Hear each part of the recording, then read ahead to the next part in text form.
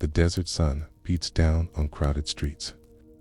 The smell of grain and sweat mingling with the dry heat, while clay jars are lifted from shaded stalls. This is what ancient Egyptians drank instead of clean water. A story of survival, ritual, and forgotten daily life along the Nile. Subscribe for more.com history journeys. Tonight, step into their world and discover the strange and unexpected drinks that sustained its civilization. Asterisk, asterisk, asterisk. The sun rises over the Nile. Its surface gleams gold, broken only by ripples of fishing boats drifting in silence. The air is already heavy, thick with heat, buzzing with flies. Reeds line the banks, and the smell of mud, fish, and stagnant water clings to the breeze. Children run barefoot along the edges, their laughter mingling with the calls of ibises and the creak of wooden oars. The Nile is life itself, but it is not always safe too. Drink. Ancient Egyptians lived in a world where clean water was uncertain, where the river that sustained them could also sicken them. And so they turned to other ways of quenching thirst, forgotten daily traditions that carried them through brutal summers and long harvest seasons. If you're enjoying this journey into forgotten lives, don't forget to subscribe for more untold histories, strange customs, enduring struggles, and the quiet details that shaped ancient daily life. The Nile was their lifeline. Its waters irrigated fields, carried boats, and fed fishing nets, but it also carried silt, animal waste, and parasites. Direct drinking was risky.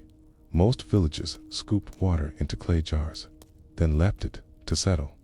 The heavy sediment sank to the bottom, leaving clearer liquid above. Sometimes it was filtered through porous clay or linen, an unusual but simple method of straining impurities. But even then, dangers lingered. Schistosomiasis, a parasitic disease from the river, plagued Egyptians for millennia. So what did they drink instead? Beer. Not the frothy pints we imagine today, but a thick, porridge-like drink made from barley. It was cloudy, filling, and low in alcohol. More food than drink, it sustained both rich and poor.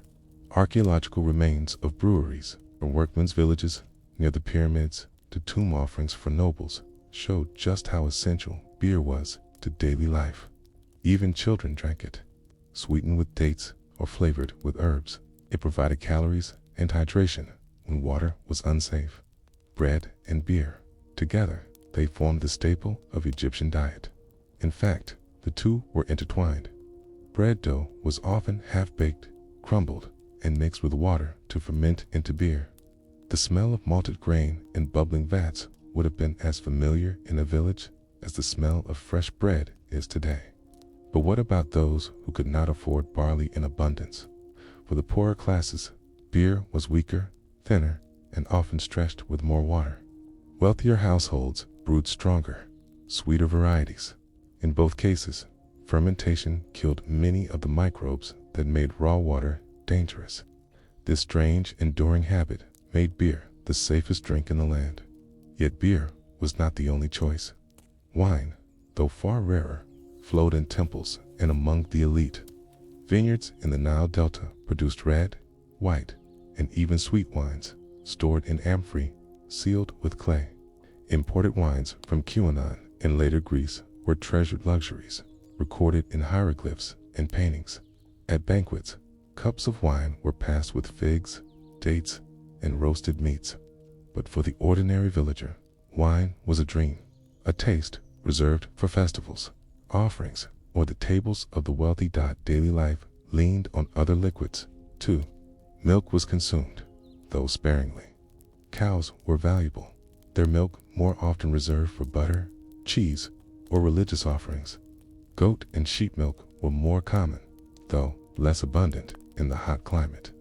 Some evidence even suggests donkey milk, considered lighter and easier to digest, was used by the wealthy. Still, milk was fragile. It spoiled quickly under the Egyptian sun. Beer, by contrast, could be stored for days, sometimes weeks. And then there was water flavored with herbs or fruit. Pomegranates, dates, figs, and honey were mixed into drinks for sweetness. In temples, priests recorded recipes for concoctions, both medicinal and refreshing. Coriander, mint, and chamomile flavored not only remedies, but daily beverages. Imagine a taste: a clay cup of cool, slightly sweetened water infused with herbs, masking the river's bitterness. But could these humble mixtures truly protect against the dangers of the Nile? Stranger still was their use of natron, a mineral salt collected from dry lake beds. Mixed into water, natron purified and disinfected, though it also made the liquid briny and unpleasant.